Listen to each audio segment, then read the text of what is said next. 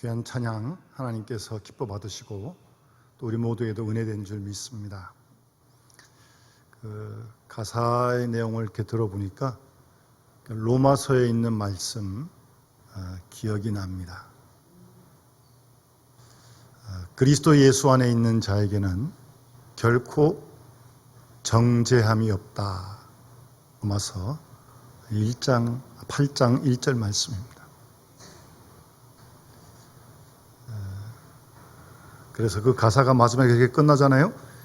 하나님과 우리는 아무것도 누구도 끊을 수 없다고. 여러분 그렇게 믿습니까? 사망도, 고난도, 역경도, 우리가 인생에서 겪는 모든 문제도 하나님과 우리 사이를 끊을 수 없을 줄 믿습니다. 그런 믿음을 강하게 가지셔야 합니다.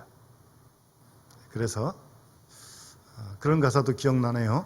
우리가 당하는 고난, 장차 우리에게 나타날 영광과 좋기, 비교가 안 되는 줄 믿습니다.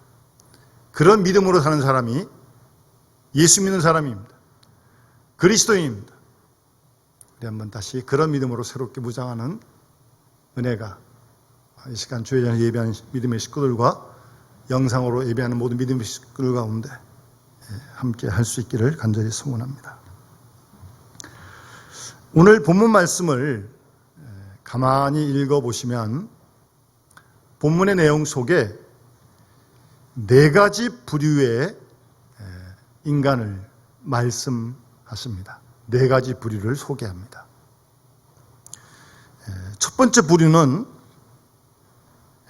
사도 바울과 같이 하나님의 일을 하는 사람들. 거기 이제 직분이라는 단어도 나오는데, 직분을 받든 안 받든 하나님의 일을 하는 사람들.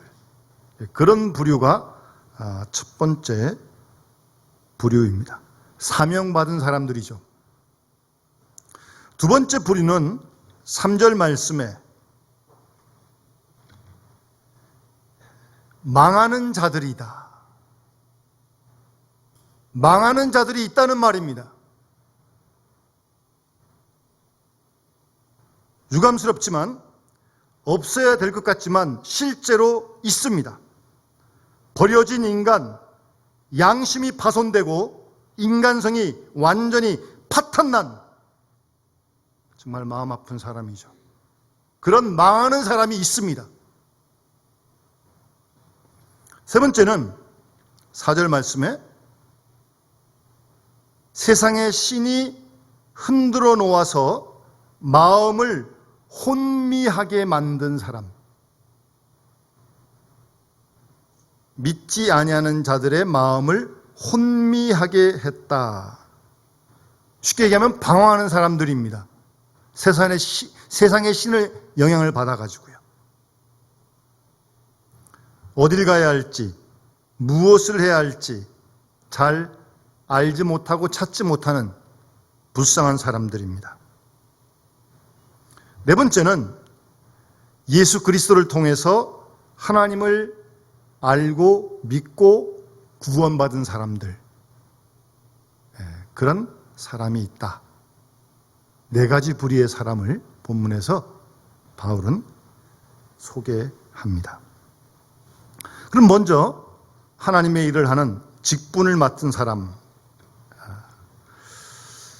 바울은 본문에서 직분을 맡은 사람의 기본 자세, 직분을 맡은 하나님의 일을 하는 사람이 기본적으로 어떤 자세를 가져야 되느냐, 중요한 거 아니겠습니까? 그리고 그들의 속성, 그가 해야 된 일, 그런 내용을 말씀하고 있는데, 중요한 건 남의 얘기를 하는 게 아니고요. 사도 바울이 자기가 그렇게 하면서 자기의 신앙 간증으로 이 내용을 하고 말하고 있다는 사실을 우리가 주목해야 합니다. 그래서 자신이 이렇게 주의를 감당하듯 직분을 받은 모든 사람들도 이러이러해야 될 것이다. 그런 힘이 있는 거죠. 자기가 하면서 말을 하니까.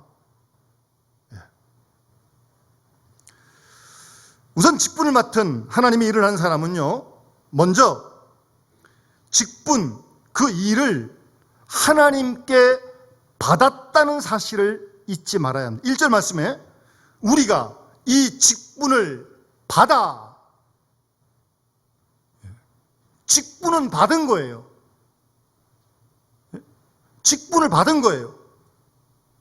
그러니까 내가 주인이 아니고 주인이 우리를 고용하신 거죠. 주님이 우리를 쓰시는 거죠.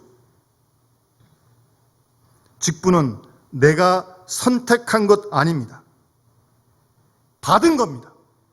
어떤 직분이든 간에 받은 거예요. 그 사실을 잊지 말아야 합니다.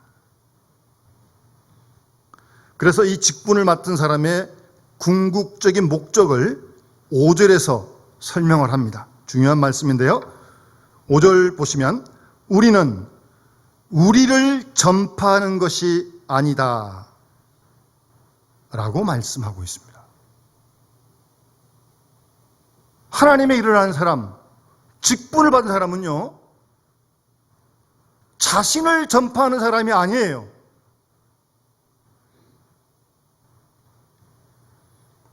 우리는 복음을 전하고 주의를 할 때 하나님의 일을 한다고 하면서 자칫 잘못하면 자기를 전하기가 쉽습니다.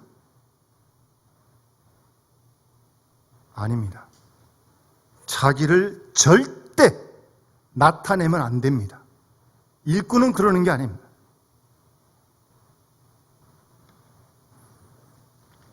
시편에 보면 다윗이 이런 기도를 하나님께 드립니다. 하나님이여 영광을 나에게 돌리지 말아 주십시오라고 그런 기도를 드립니다. 직분을 맡은 하나님이라는 사람들이 늘 기도해야 할 제목인 줄 믿습니다. 하나님, 영광을 나에게 돌리지 말아 주십시오. 한순간이라도 내가 하나님의 영광을 받으려고 해서는 안 됩니다. 일꾼은 그래서는 안 됩니다. 한순간도. 이것이 직분을 받은 기본적인 자세입니다. 우리가 누구에게 전도할 때도요, 전도하다 보면 자기 얘기하게 되잖아요. 그래 잘못하면요, 자기 얘기를 하다가 자기 자랑을 하게 되고 자기가 영광을 받겠다는 거예요. 뭐 그런 의도는 아닌데도 이렇게 말하다 보면 자칫 그렇게 옆으로 셀 수가 있어요. 제가 신학교 들어가면서 이제 그때만 해도 우리 한경림 목사님 살아계실 그때인데 가끔 이제 그 방송 설교를 제가 들을 기회가 좀 있었어요. 그 목사님 설교 가운데 가끔 설교하시다가 이런 말씀 하세요. 죄송합니다. 미안합니다. 그런 말씀을 하시는데 언제 그런 말씀 하시냐면 당신 자신, 당신 가정의 일을, 당신 가족의 일을 얘기할 때는 꼭 앞에 그렇게 말씀하십니다. 미안합니다. 죄송합니다. 그러면서 이제 목사님 가정에 이러저러한 일들을 말씀, 설교 때 하신 건 하셨습니다. 무슨 말이에요?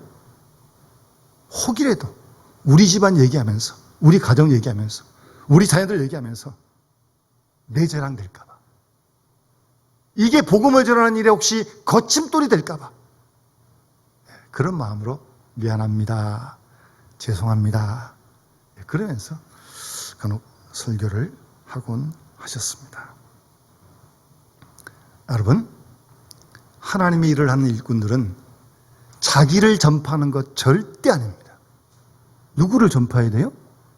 예수를 전해야죠. 예수를. 예수님이 우리를 일꾼으로 부르셨는데 예수를 증거해야지. 추호라도, 아니 1%라도 자기 전하면 안 됩니다. 여러분 옛날에 뭐 그런 얘기 있잖아요. 옛 이야기에 정승을 태우고 가는 당나귀가 사람들이 정승에게 이렇게 절을 하니까 당나귀가 자기한테 절하는 줄 알고 우쭐거렸다고요. 정신 나간 거죠, 당나귀가? 정승한테 절을 한 거지 무슨 자기한테 한 거예요, 그게? 네, 그런 옛날 이야기가 있습니다. 우리가 복음을 전하고 주일 하다 보면 때로 칭찬도 받고 물론 존경도 받을 수 있습니다. 조심해야 됩니다. 그럴 때 조심해야 됩니다. 주일을 한 사람은, 직분을 맡은 사람은 자기 자신을 전해서는 절대로 안 됩니다. 오늘 5절 말씀에 우리는 우리를 전파하는 것이 아니다. 나도 모르는 사이에 자기를 말하다 보면요, 이 자기가 자꾸 위에 올라가요. 자기가 위에 올라가요. 예? 그래서 바울은 철저하게 말하는 것입니다. 우리가 우리 자신을 전파하는 것이 아니다. 내 지식, 내 생각, 내 도덕, 내 철학 전하는 거 절대 아니다. 딱 잘라서 말합니다. 그게 주의하는 사람의, 직분을 받은 사람의 기본 자세다. 그렇게 말하면서 5절 말씀 이어서 보세요. 그럼 자기를 전파하는 거 아니고, 우리 전파하는 거 아니고, 그 다음 오직 그리스도 예수의 주 되신 것과 예수를 위하여 우리가 너희의 종된 것, 그거를 전파하는 거지 우리를 전파하는 게 아니다. 우리 전파하는 게 아니고 예수 그리스도의 주님 되심, 예수 그리스도가 주가 되심을 전하는 것이다. 그것이 주님의 일하는 사람의, 주님의 직분된 사람의 기본 자세라는 거예요. 해야 할 일이라는 거예요. 예수 그리스도가 주시다 라고 하는 걸 전하는 거예요. 예수 그리스도가 주가 되신다는 이 말은요, 먼저는 우리가 복음서에 보게 되면 제자들도 주님 그렇게 불렀잖아요. 그러니까 복음서에서 얘기하는 주라고 하는 것은 주인과 종이 주인을 부를 때 주여 그렇게 불렀던 거예요. 그런 관계에서의 주고요. 사도행전으로 넘어가면 사도행전에서 말하는 주는 사실은 메시아, 그리스도가 기름 부은 자 아닙니까? 메시아라는 의미가 담겨 있는 거예요. 그런데 왜 그럼 주라고 부르느냐? 메시아라고 하는 용어는 이스라엘 백성들이 구약서부터 기다려오던 어떤 그런 정적인 메시아였거든요. 근데 물론 성경이 말하는 메시아는 정책 메시아는 아닌데 그런 의도가 들어가 있기 때문에 이방 사람에게 전할 때는 메시아라는 단어가 별로 거리끼는 거죠. 그건 유대 사람들의 메시아지 그럼 할 말이 없어요. 그래서 메시아 대신에 주를 썼는데 의미는 메시아, 이 세상을 구원하실 분이란 그런 뜻으로 사도행전은 주로 주를 사용합니다. 성경을 보면 구약 성경을 이스라엘 사람들이 읽어갈 때는요, 여호와라는 단어가 나오면 하나님 이름 부르지 않습니다. 입을 딱 다뭅니다. 히브리어로 아도나이인데 여호와라는 단어를 못 부르니까 아도나이, 주라고 그렇게 불렀던 겁니다. 그러니까 구약 성경에서 주라고 하는 건 하나님입니다. 그러니까 좀 확대해 가면 예수 그리스도가 주 되신다는 말은 예수가 하나님이시다 라고 하는 걸 전하는 게 하나님의 일꾼이라는 거예요. 예수의 주 되심을 전파하는 사람이 그리스도인이고 하나님의 사람들입니다. 그래서 전도학에서는요, 전도가 뭐냐 이렇게 설명하면서 복음을 전하여 복음을 듣는 사람으로 하여금 예수 그리스도가 내 주가 되신다라고 고백하는 거기까지 가야 전도를 하는 거예요. 물론 우리가 교회에 이렇게 데려오죠. 데려와야죠. 전도해야죠. 그거로 끝나는 게 아니라 데려와서 양육을 시켜가지고 그 사람이 예수 그리스도가 내 생명의 주인이시고 예수 그리스도가 메시아이시고 예수 그리스도가 하나님입니다 라고 고백할 수 있을 거기까지 가야 전도가 끝나는 겁니다. 그럴 때 죄사함 받게 되고 그럴 때 하나님의 자녀 되는 권세를 누리게 되는 거죠.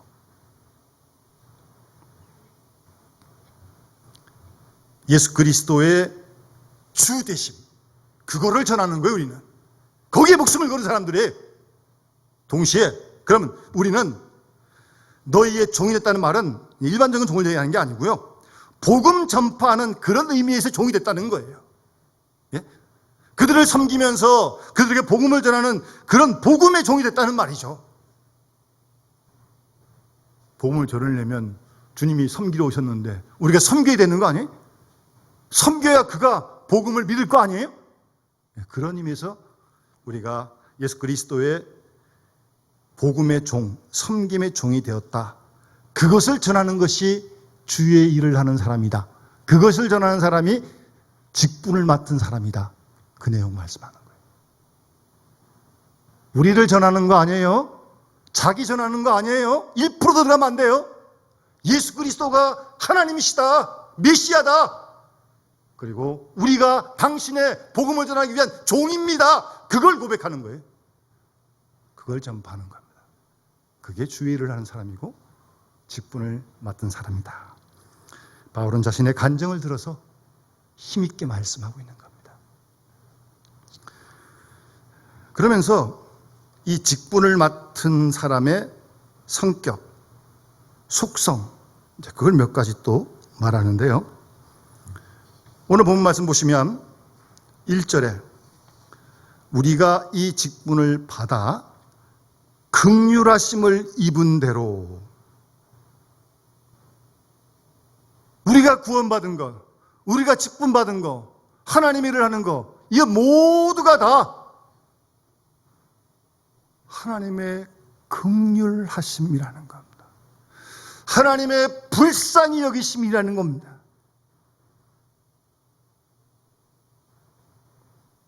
우리의 의도 아니요, 우리의 공로도 아니요, 우리의 지식도 아니고 전적으로 하나님의 긍휼, 하나님께서 우리를 불쌍히 여기시는 그것으로 말미암아 우리가 직분을 받았다는 겁니다. 그것이 직분받은 자의, 하나님의 일을 하는 자의 속성이라는 거예요. 내가 잘나서 직분받았다고 생각하는 사람, 잘못된 겁니다. 오직 하나님의 긍휼로, 그 긍휼 안에서 내가 감히 하나님의 일을 하게 되었다. 그래, 그런 마음으로 주의를 하는 거 아니겠습니까? 내 노력, 내 수고 아무것도 아닙니다. 오직 하나님의 긍휼하심 때문에 내가 하나님의 일을 할 수 있다. 여러분, 실제로 사도 바울은 예수 만나기 전에 예수 믿는 사람들을 핍박했던 사람 아닙니까? 그래서 디모데전서 1장 13절을 보면 전에는 비방자요, 박해자요, 폭행자였다, 자기가. 그런데 도리어 긍휼을 입은 것은 내가 믿지 아니할 때 알지 못하고 행했기 때문이다 라고 얘기하면서 12절에 나를 능하게 하신 그리스도 예수 우리 주께 내가 감사함은 나를 충성되이 여겨 나에게 직분을 맡기심이니. 하나님이 나를 충성되이 여기셨다는 게, 충성된 사람도 아닌데 그래서 하나님께 감사한다고. 그런 하나님의 긍휼 때문에 주의 일을 하고 있다는 그런 깊은 바울의 마음이 이 본문 속에 배어 있는 것입니다. 두 번째 하나님의 일을 하는 사람은요, 직분을 맡은 사람은요, 이어지는 말씀 1절 끝에 낙심하지 아니하고. 중요한 말씀입니다. 하나님의 일을 하는 사람은 낙심하지 않습니다. 일단 자기 자신에 대해서 낙심하지 않습니다. 사실 우리가 우리 스스로를 보게 되면 좀 자기가 못마땅할 때 있잖아요. 잘 아니까 자기 누구보다 정말 창피하고 부끄럽고 내가 어떻게 감히 주의를 할 수 있을까, 그런 생각이 들 때가 있잖아요. 제대로 된 사람이라면. 그것 때문에 낙심하는 거 하나님 기뻐하시는 거 아닙니다. 그럼에도 불구하고 그런 사람인 줄 알고 하나님이 부르셨는데 자기 자신에 대해서도 낙심하지 않습니다. 뿐만 아니라 주위의 환경, 어려움이 있고 핍박이 있고 모욕도 당하고 오해도 당하고, 사실 그런 얘기 들으면 마음 상하고 기분 나쁘죠. 이상한 전화 받아도 기분 나쁜데 사람이 마음이 툭 내려앉잖아요. 하나님이 일하는 사람은, 직분을 맡은 사람은 어떤 상황이 돼도 낙심하지 않는다는 겁니다. 여러분, 낙심하지 마세요. 낙심하지 마세요. 낙심할 일 있어요. 그럴 때가 분명히 있어요. 낙심하지 마세요. 하나님이라는 사람은 낙심하지 않는다고 오늘 분명히 말씀하시잖아요. 여러분 시편 하루에 한 편씩 잘 묵상하시면서 쓰시고 계시죠? 어떤 분은 벌써 많이 썼다고 그러더라고요. 그래서 많이 쓰시는 것도 좋은데 뭐 빨리 쓴다고 뭐가 되는 건 아니에요. 하루에 한 편이니까 5달은 있어야 돼요. 지금 2달 좀 지났는데. 묵상하세요. 묵상. 읊조리세요. 42편의 시인은 이렇게 노래합니다. 하나님이여 사슴이 시냇물 찾기에 갈급한 같이 내 영혼이 주를 찾기에 갈급합니다. 사람들이 종일 나에게 하는 말이 내 하나님이 어디 있느냐.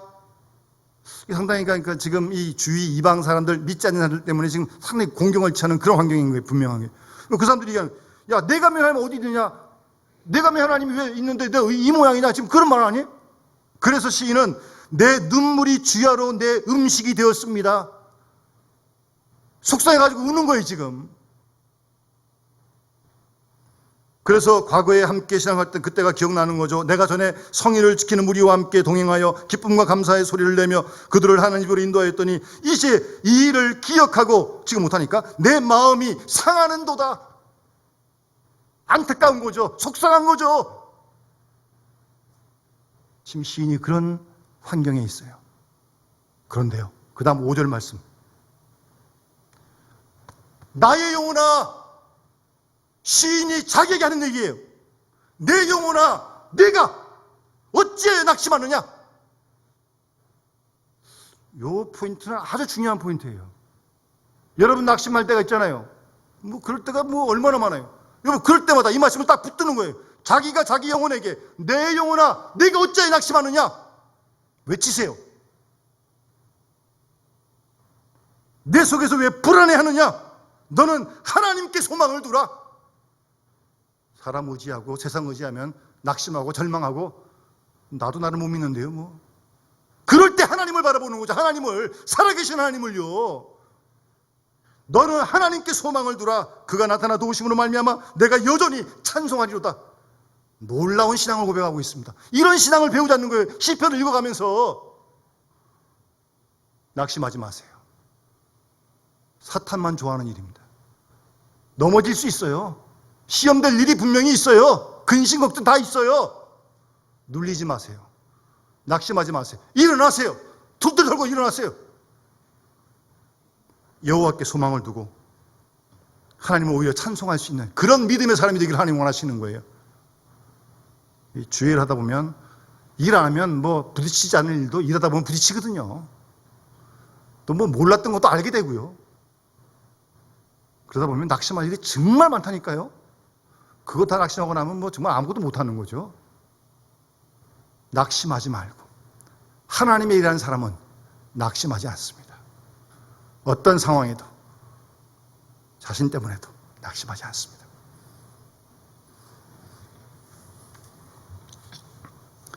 이어서 2절 말씀 보시면 숨은 부끄러움의 일을 버리고 하나님의 일을 한 사람은요 숨은 부끄러움의 일을 버리라는 겁니다. 말을 바꾸면 부끄러움이 없어야 된다는 말이죠. 무슨 말이에요? 담대해야 한다는 말이죠.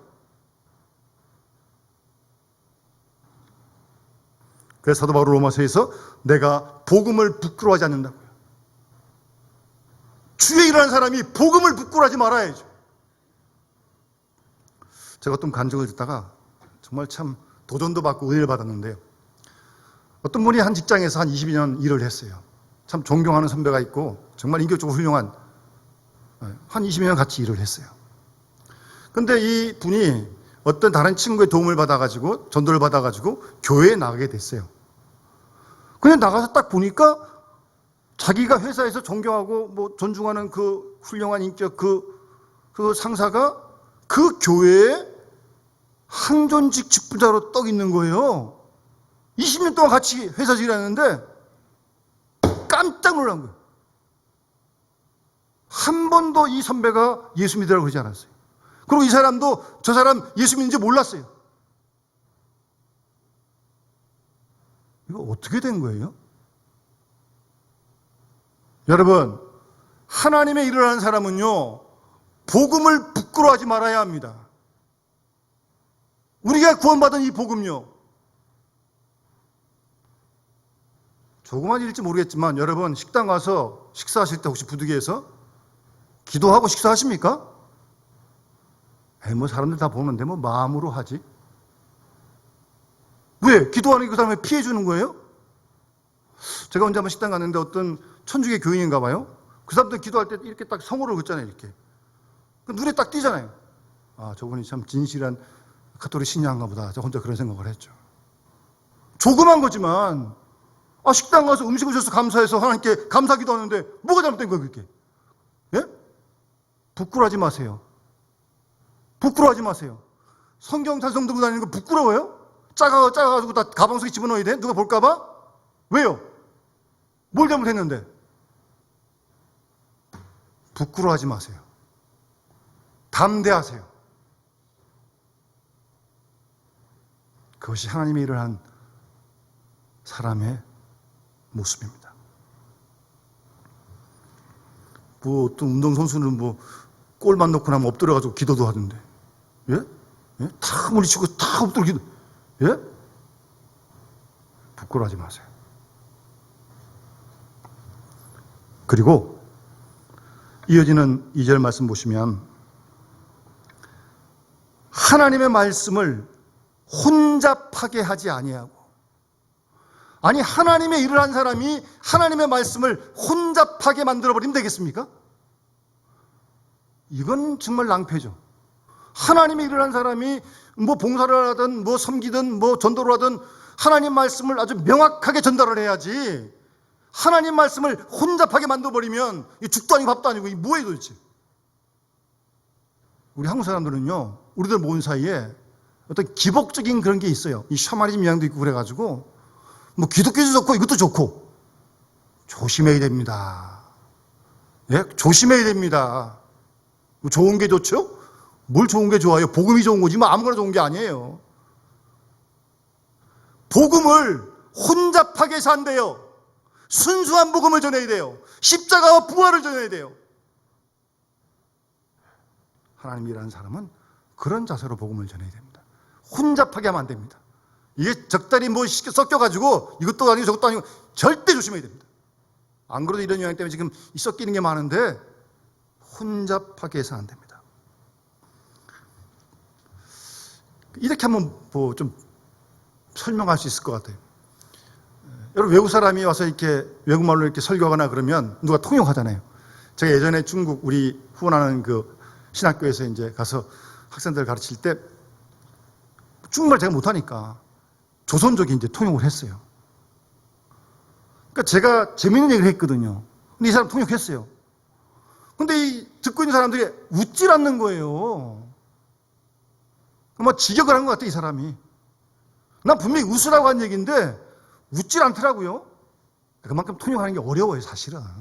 그걸 다 담아가지고 통역한다는 게 쉽지 않아요 사실은. 우리가 복음을 전하는 일이 어떤 방법으로 전하든 우리를 통해서 그 사람에게 복음이 명확하게 전달되도록, 어쨌든 우리가 믿는 이 복음이 혼잡되지 않도록 그런 자세로 우리가 복음을 전해야 한다는 말씀입니다. 그래서 이어지는 말씀 보게 되면 진리를, 오직 진리를 나타내므로, 혼잡하지 않게 되어서 진리를, 복음을, 진리를 나타내라고요. 그러면서 이어지는 3절 말씀 보시면 만일 복음이 가리였으면 망하는 자들에게 가리었다. 참 안타까운 얘기지만 망하는 자들이 있다는 말입니다. 우리가 복음을 전할 때 복음 듣고 믿는 사람도 있지만 다 믿나요? 전에도 안 믿는 사람이 있고요. 똑같은 자리에서 설교하는데 설교를 듣고 은혜 받는 사람이 있는가 하면 전혀 안 그런 사람이 있어요. 희한하죠? 똑같은 자리에서 똑같은 사람이 말을 하는데 어떤 사람은 은혜 받는데 어떤 사람은 아무렇지도 않아. 뭐가 문제가 있는 거예요? 그 복음에는 심판적인 요소가 있는 겁니다. 여러분, 예수님의 제자 가운데 가룟 유다, 3년 동안 예수님과 같이 먹고 자고 복음도 배우고 지금 그랬더니 가룟 유다가 예수님 팔지 않습니까? 망하는 사람입니다. 망하는 사람이에요. 복음이 그들에게 가리워졌습니다.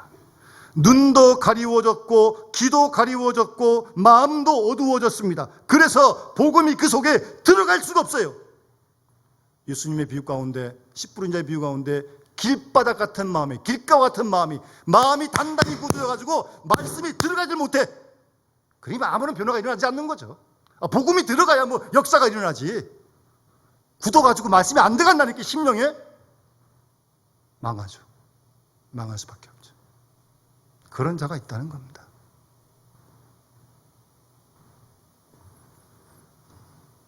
사도 바울은 복음을 전하면서 끝까지 믿는 사람이 있는 걸 알았던 거죠.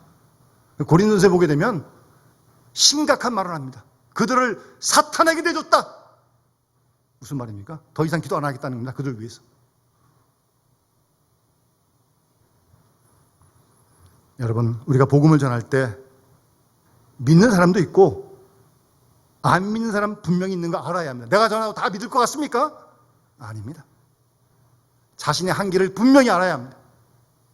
그래야 낙심도 하지 않아요. 내가 전했는데 왜 저 사람 안 믿을까? 이렇게 내가 공을 들였는데 왜 안 믿을까? 내가 뭘 잘못했나? 스스로 낙심한다니까요?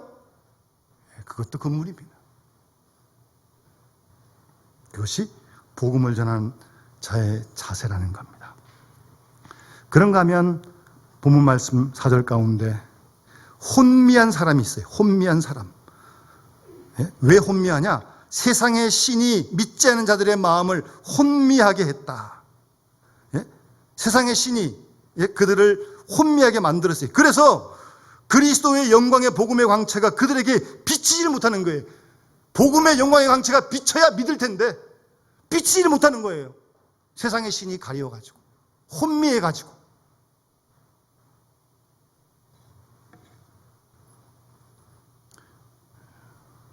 혼미한 사람, 주님 앞에 나오면서도 도저히 주님의 빛을 바로 깨닫지 못하는 그런 사람들이 있다는 말입니다.